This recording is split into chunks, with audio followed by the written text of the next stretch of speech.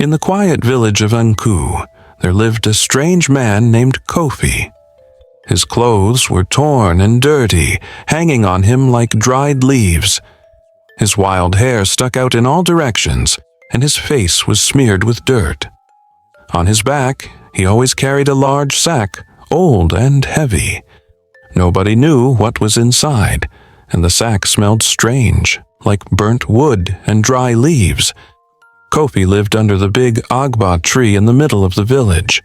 He begged for food during the day, and at night, he curled up under the tree to sleep. The villagers watched him from afar, whispering among themselves.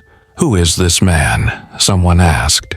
"He looks like he has no family or home," another replied. Mothers warned their children, "Stay away from Kofi." Mad people are dangerous. The children nodded but couldn't help being curious. What was inside the big sack he always carried? One morning, little Zena, a bright girl of 7, went to the market to buy palm oil for her mother.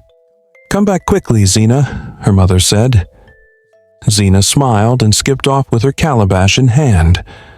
But hours passed, and Zena didn't return. Her mother grew worried and went looking for her. The villagers joined the search, checking the market, the stream, and even the nearby bushes. But Zena was nowhere to be found. Her calabash lay abandoned on the path. Fear gripped the village. "What happened to her?" the people asked. Some whispered, "Could it be Kofi?" Kofi sat under the agba tree, chewing on a stick, his sack by his side. When asked about Zena, he laughed strangely and muttered nonsense. "He's just a madman," an elder said. "He wouldn't harm anyone." But the villagers couldn't shake their unease. Days turned into weeks, and life in the village tried to go back to normal. But one morning, another child, 10-year-old Obi, went missing. He had gone to fetch water from the stream and never returned. His wooden bucket was found by the water's edge, but Obi was gone. The villagers were terrified. "This is not normal," they said. Mothers kept their children close, and no one went out after dark. Whispers about Kofi grew louder. "It must be him," a woman said. "That sack he carries, it's too big for a madman." "But what would a madman want with children?" another argued. Despite their fear, no one dared to approach Kofi or touch his sack. He continued to sit under the tree, humming and chewing sticks as if nothing had happened. But Kofi was no ordinary madman. At night, when the village was asleep, he became someone else. He would pull a sharp knife from his sack and move quietly through the darkness. He lured children and unsuspecting villagers with false kindness. "Come here," he would say, "I have sweets for you." By the time his victims realized the danger, it was too late. Kofi delivered their bodies to a group of ritualists deep in the forest.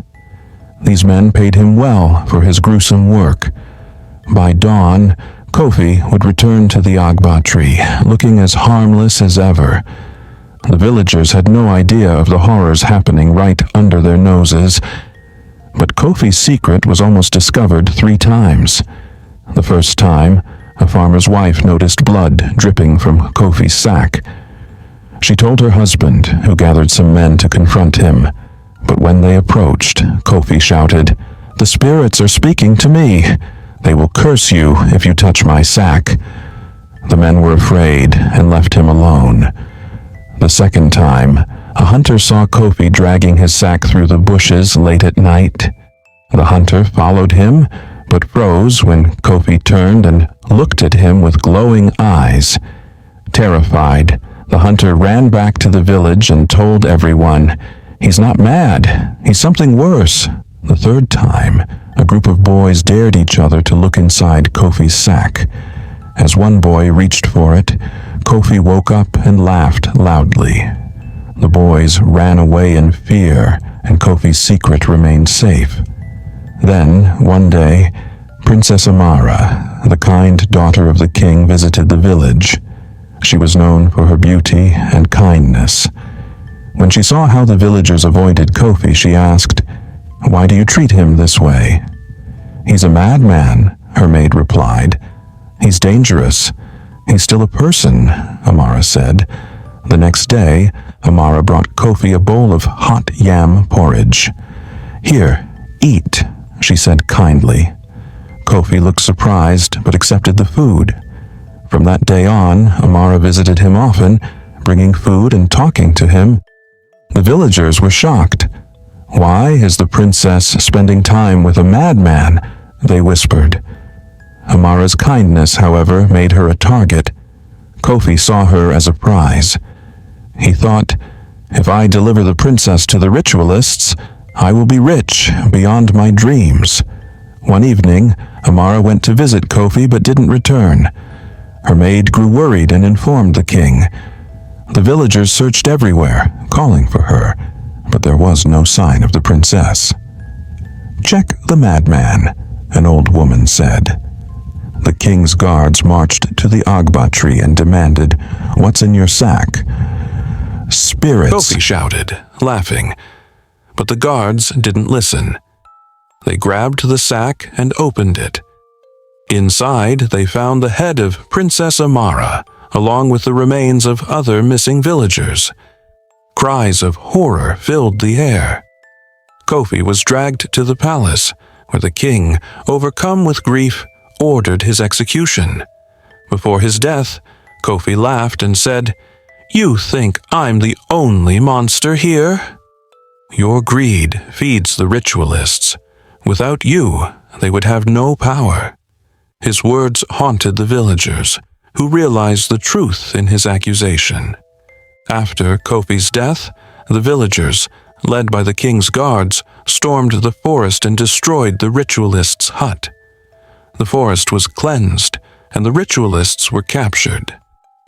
Though justice was served, the village mourned the loss of Princess Amara. Her kindness had been her downfall, but her memory became a lesson. The villagers vowed to never ignore the signs of danger again and to fight against greed and evil. The story of Kofi and Princess Amara lived on, a warning for future generations to remain vigilant and to never trust blindly.